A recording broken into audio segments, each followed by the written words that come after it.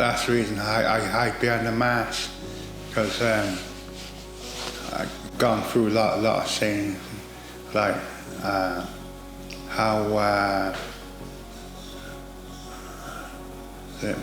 burnt and suffering, and to hide away the pain. I've got no contact with my son now. He lives in Reading. His mum brought him up. I suffer greatly, but I think that is quite normal and ordinary to suffer. I do not know why I suffer as a whole, but I just suffer too. There's so much suffering in the world. I look at my own suffering and I think, wow, it seems to be quite normal, quite ordinary to suffer. Years there was a guy who ripped me off, stuff like that, so yeah. And that's it, it's the end of my life, life support coma, cardiac hospital. She's moved to where I went, and she couldn't get out of the coma. She was fighting, and the doctor said she wanted to turn the machine off, and then I lost my woman. So yeah, it was she did a lot for me, like school, everything. She took primary school. I was close to my mum, 27 years. He lived so with me upstairs. He took drugs. And I was after the lie on the floor. He was taking advantage. I kicked him out, and then he could come back and so he had more trouble off him for me. He took advantage again. You know, so yeah, it was horrible. It wasn't nice. Then people picking on me, you know. People who don't know you say things without knowing who they are. They label me and they call me names and they bully me and they intimidate me. They sort of, they have great assumptions and great presumptions about mentally ill people. Bully me to go to the bank, take money off me in a cash point in the night time like my mate did. Took a lot of money off me, ripped me off for years, you know, and he didn't pay me back.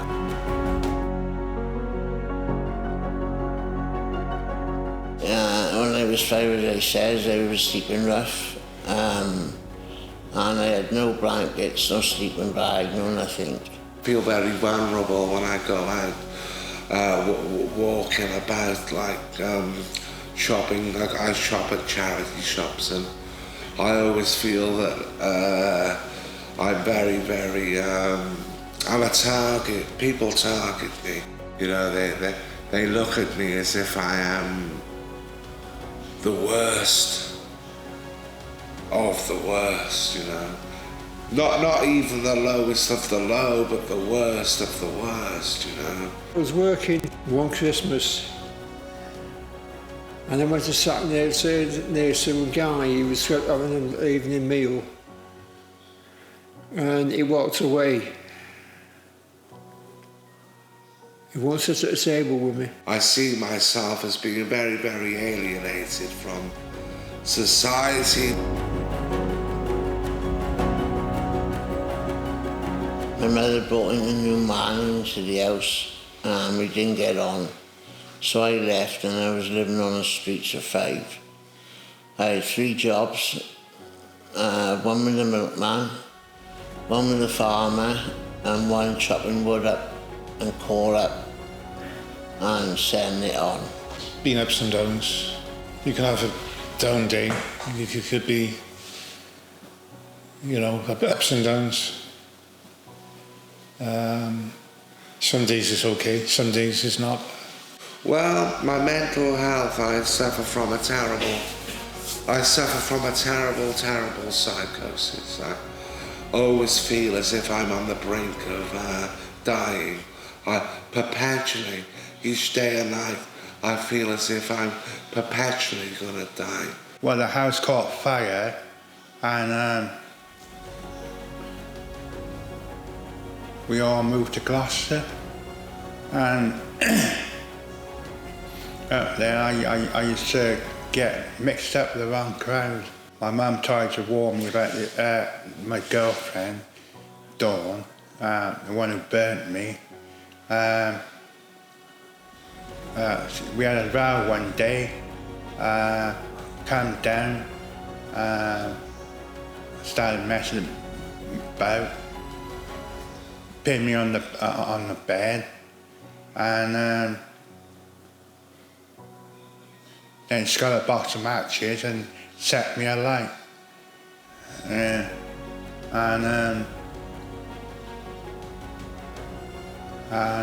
from there I caught like a torch. I was like a torch, and then I went to hospital for 2 years.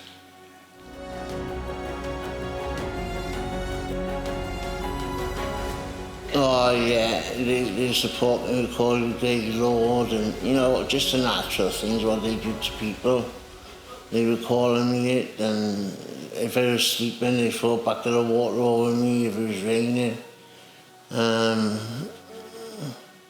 They'd get up into school and they'd be pissing over the sides. And lucky enough, it was all green around there, so it was, you know, it's something to the green. But after a bit, the smell got to me, and I went in and lived under the bridge. The only reason I didn't live under there in the beginning was rats. But I got used to them and they got used to me. And later on in life, people used to call me, they stopped calling me Gay Lord and all that. I ended up in prison for 4.5 years. And all I could think of was the freedom that I had. And when I come out, nobody bothered calling me names. You know what I mean? They knew I was fighting back then and just not sitting there. When I changed my name by deed poll, the place where I worked all turned against me. It was a massive factory. Some of the guys there wanted to beat me up. They don't understand, but the thing being, I'm just being me. I can't stand the bigotry of it. Look at you there, you tranny. What do you think you're doing? Yeah, you tranny. Look at you. You think you're something, don't you? You're not. You're just a tranny. An effing tranny. I was walking down the street and I saw this beautiful little dog. And the guy turned around and said, "I don't speak to people like you." I just laughed it off. It gets stronger as you get along.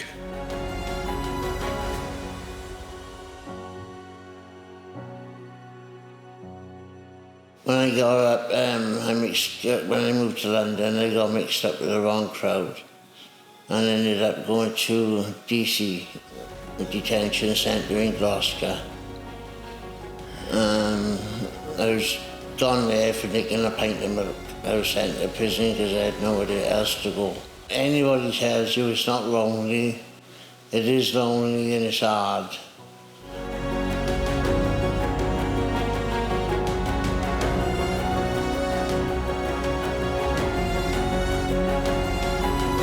Don't know harm to anybody else.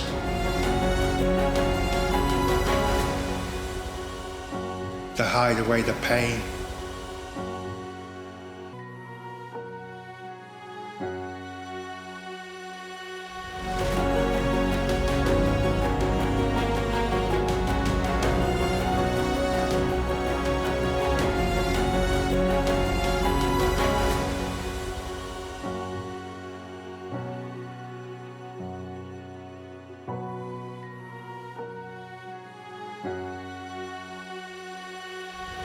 End of August morning, grey clouds moist air out of the window, leaves are beautiful.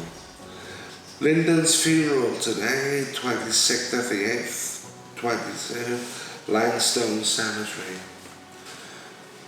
He was and is a friend, don't know what I am going to do today but stay in my room. I feel sad. 64 he was, but no more. It is here and strange, but bless you, my friend Lyndon. And the air is good. What a lovely thing it is to breathe one's potential. But I'm only a beggar. A state beggar I pray for the end of days and the coming of the ancients.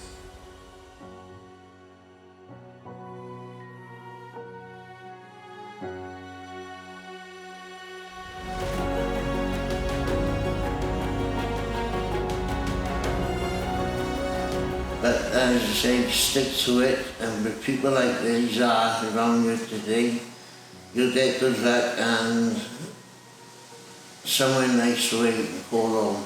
I feel safe. Yeah, no stress. I've been living here for about 5 months now. I was in St Alex Hospital for about 2 months before I came here. Mental health problems, and yeah, I'm getting better now.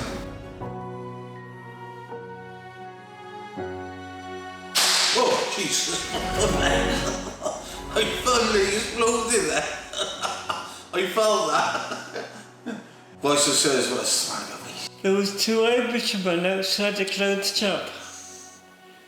The one touched the other one. I don't know why the man hit me in there. All I did was ask for a good belt.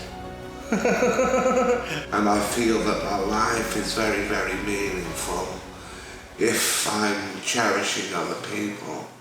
If I'm cherishing other people, I find that life is full of meaning. But if I'm self-cherishing, if I'm only concerned with number one, myself, then life becomes absurd and meaningless. That's my own theory anyway, you know.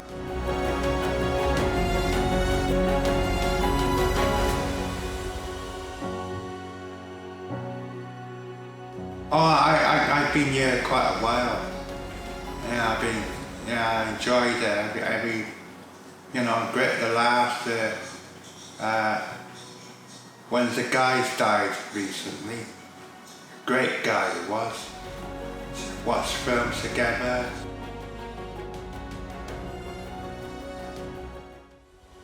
You take it as you go along. My daughter supports me.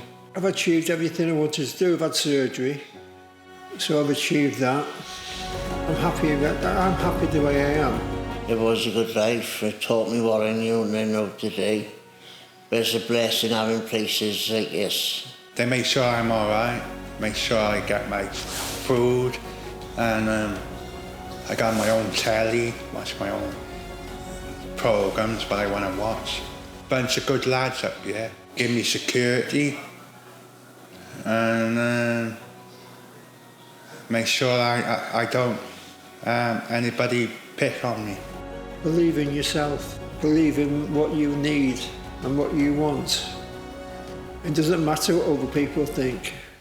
If anybody's watching and they feel the same way, get help and stick with it.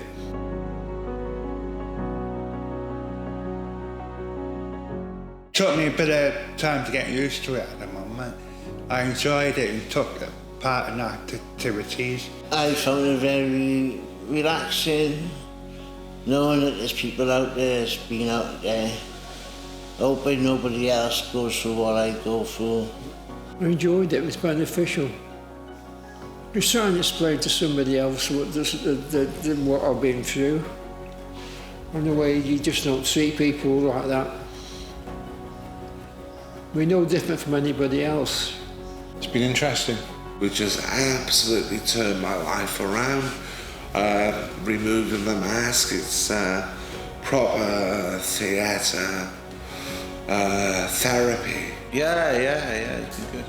I bet I was the best woman I feel sad for the passing of my neighbour Lyndon.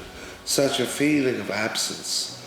Life, death isn't easy, but we are closer to death with each passing breath.